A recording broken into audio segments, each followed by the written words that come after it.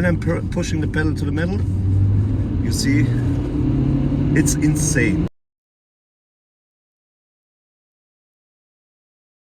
I'm standing totally still now, and now I'm going to move fast.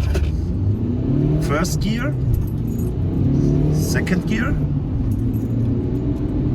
third gear,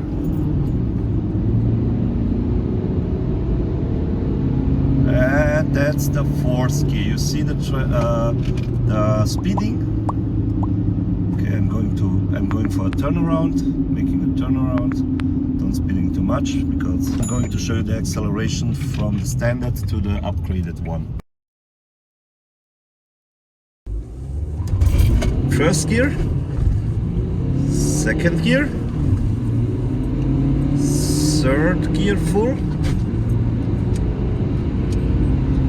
fourth gear 100. Okay, that's okay.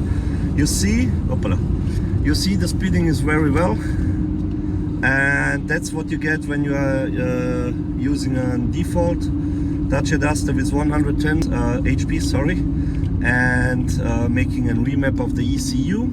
The road is slippery and I have off-road tires. So now you have a comparison from original speeding to ECU mapped speeding. That's a big difference.